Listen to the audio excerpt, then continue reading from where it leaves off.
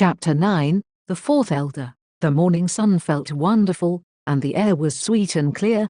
When they emerged from their impromptu camp, Sen moaned in a tone that held both surprise and horror. It took Bard a moment to see what she was looking at, since he had his hand full of the felt. Her gaze seemed to be on the numerous bare and gnarly trees around them. In the night, it would be hard to see the condition of the trees, particularly when they were focused on the shades. Outside of this grove were trees with yellow and orange leaves, even some bushy pines, but the sight probably disturbed Sen, seeing as it reminded them of the aftermath of the storm shades. "Bard, are there storm shades around?" Sen asked, looking at the sky. "No, not around here. This is just how these trees look," he said as he walked up to one of them. "You'll understand when you see the rest of the forest." She seemed upset at the idea, but Bard helped her and Kai prepared to head deeper into the woods. He looked for the craggly rocky slopes and directed Kai to one. The stones slid around as Kai walked, causing Sen to shiver.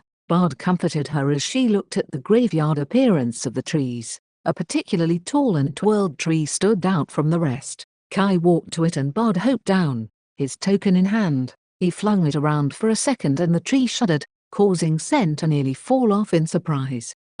A yawn was heard. "Bard, you've come back." "Sorry, I was sleeping," the tree said, and the rocks shifted, revealing a much larger boulder the roots were attached into. Sen came over and bowed, following his instructions. Bard bowed with her and the tree reached out and tapped their foreheads. "Another token bearer. Wait, a dryad," the tree said with her sing-song voice. As she spoke, bits of green emerged from the tips of her branches. "I am Bard's pledged one," Sen introduced. "Sen of the Silver Wood, daughter of Defender."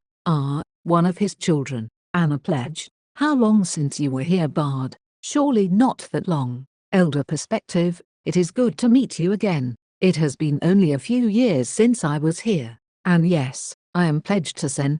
Bard looked fondly at Sen, who bowed once more. Her necklace of tokens clacked with her bow. She looked comfortably confident at the elder and Bard was proud of her. "So, you seek a token or approval for this pledge?" Perspective asked and Sen affirmed it.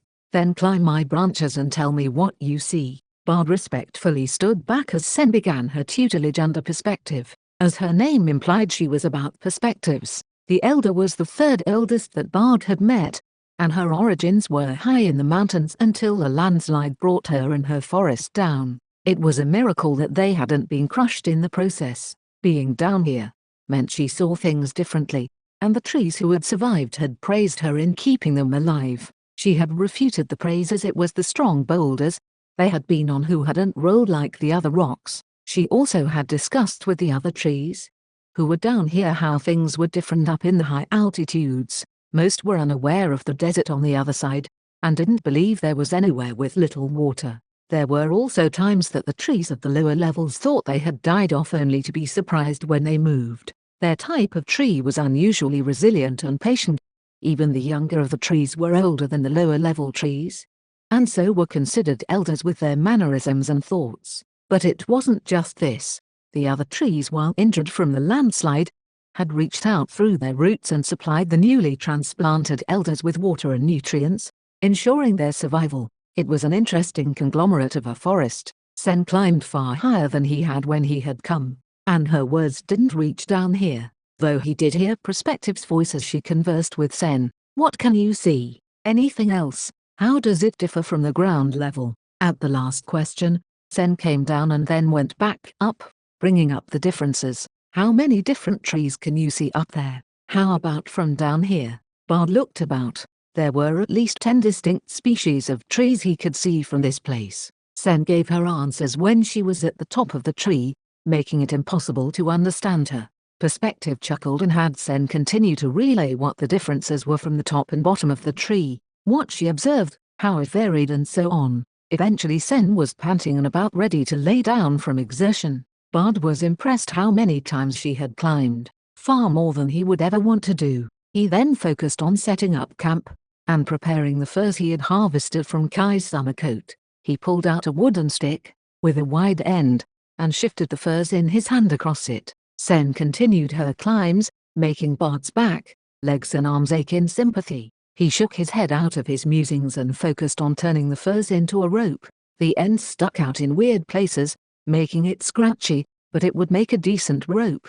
After a thin pass the first time, he aligned more and more of them, making it as long and continuous as possible. At times he slowed the process and other times he fell into rhythm. At all times, he tried to keep the rope consistent in its thickness. The sun began to set as he finished the first batch. He would continue it tomorrow. With Sen's arms tired, he only helped her poke the fire around so they could cook over it. The camp, he set up by himself. Why did she have to keep asking about different things?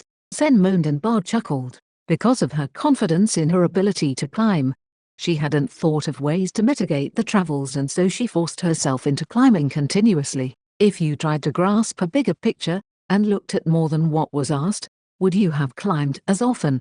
He asked and Sen looked surprised and then growled before whining at the sting of sore muscles. Here, he muttered as he handed her a honey-coated tonic he had made.